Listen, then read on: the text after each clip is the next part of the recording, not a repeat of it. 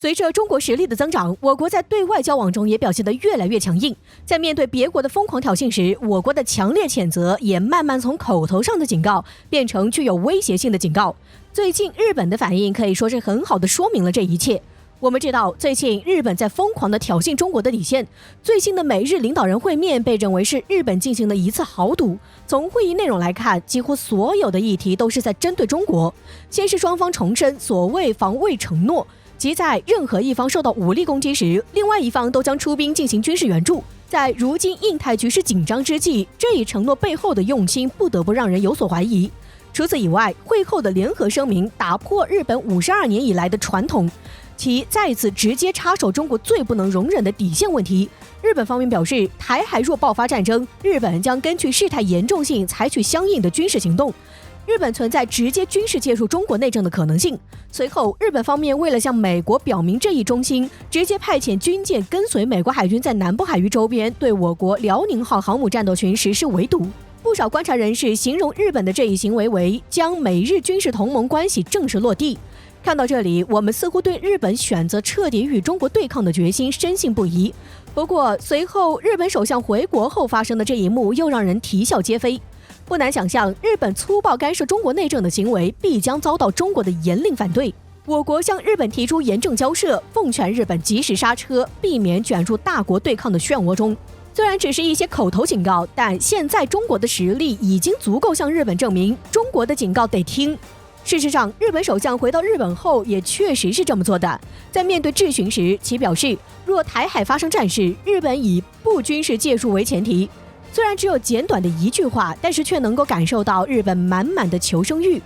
可以说，如今的中国若是想对付日本是轻而易举的。首先，在经济上，日本出口对华依存度逐年攀高，中国已经成为日本最大的贸易伙伴。据最新统计数据显示，日本对中国的出口同比增长37.2%，达到1.63万亿日元。基于这样的现实，一旦中国开始反制，日本的经济将遭受重创。另外，在军事上，中日的军力差距也不只是一星半点。中国军事实力目前正快速平稳的发展，而日本在发展军力上有着很大的限制，这也直接导致日本缺失了很多战略利器。另外，日本在武器体量上也根本不是和中国处在同一级别。可以说，日本这场豪赌根本没有半点胜算。从他们回国就立马改口，也可以知道，他们自己也清楚如今中国的分量。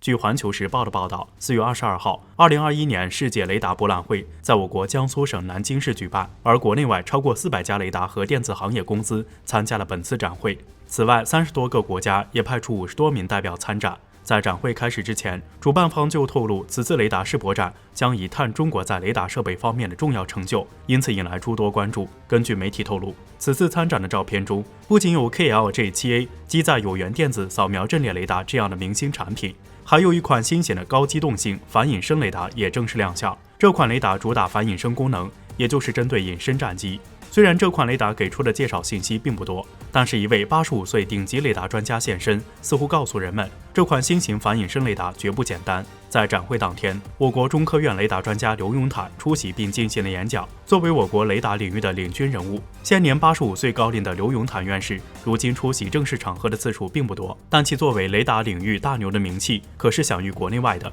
此外，俄罗斯网站上刊登过一篇文章，名为《中国科学家因何获得800万奖金》。文章讲述中国一名顶级雷达专家在反隐身雷达领域的突出贡献，获得了中国2018年度国家最高科学技术奖，奖金高达800万。这说明刘永坦院士的成绩是得到国际公认的。刘永坦院士曾在2年前的一次采访中对记者透露，中国已经开发出了一种远距离测试隐身战斗机的雷达系统，这种雷达系统能发射出一种长波长光束高频电磁波，而像 F-2与 F-35这类隐身战机，通过体表特殊结构能很大程度上吸收雷达波，但隐身战机也并非什么样的雷达波都能吸收，这一些波段的雷达波就能避开。像长波长光束高频电磁波就能有效监测到隐身战机。除此之外，刘永坦院士还透露，这种新型雷达还具有反辐射能力，能有效避免辐射弹的干扰。此外，这种新型雷达可以所谓岸基雷达，对400公里范围内的海岸线进行监测。不仅如此，这种雷达还可以灵活部署在机动车与军舰上，实现移动式探测。而新型雷达与天波雷达系统结合，还能将探测范围扩大到1000公里。在那次采访之后，刘永坦院士所提到的新型雷达引起外界轰动，中国雷达具备反隐身能力也逐渐成为公认的事实。只不过，这种雷达究竟长啥样还没有被确认。如今在雷达世博会上，中国新型反隐身雷达与刘永坦院士同时现身，自然会让人将二者联系到一起。Alpha 2的克星来了吗？这种可能性越来越成为一种现实。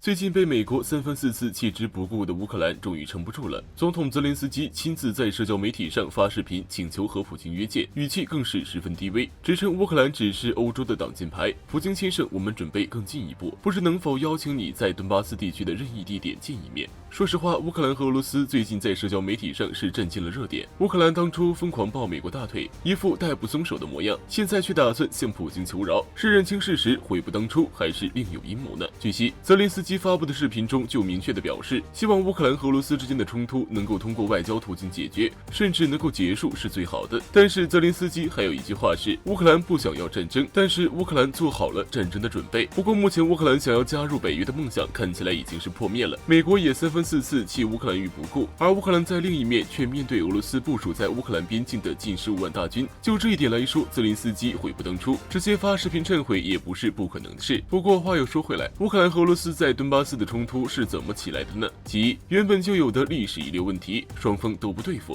其二，乌克兰和俄罗斯毗邻，占据了俄罗斯的家门口，但是乌克兰却听从美国的调令，这让俄罗斯很没有安全感。所以顿巴斯的武装实力有了俄罗斯的支撑，这也就导致了俄乌之间矛盾愈加严重。而乌克兰因为俄罗斯的强势，也就越来越依附美国，甚至数次听从美国的出兵乌东，以期望用武力压制俄罗斯，让俄罗斯收回支持乌东武装的势力。但是俄罗斯却直接强硬反杀，以至于乌克兰数次寻求美国和欧洲的帮助，但是却没有人愿意搭理他。乌克兰说是小国家也不是，说是大国家也更算不上，但在俄罗斯和美国交手的夹缝中生存确实不容易。所以这次乌克兰请求弹劾其实并不令人意外，毕竟说实话，和美国共事无异于与虎谋皮，甚至对于乌克兰来说，与虎谋皮都算不上，乌克兰只能是美国的棋子，是欧洲撕咬俄罗斯的挡箭牌。这一点泽连斯基看起来已经很清楚了。不过话说回来，乌克兰是真的求饶，还是战术的一种，俄罗斯还是要好好判断的。要知道，美国才刚耍了俄罗斯一回，打电话邀请普京见面，却反手直接驱逐俄罗斯外交官，所以难保乌克兰不会有样学样。毕竟在4月19日，乌克兰还先在顿巴斯发起了一轮猛烈的攻击，1小时之内连发30枚炮弹，傍晚更是再次发射了12枚炮弹，一场冲突即将升级，要正式对俄宣战的架势。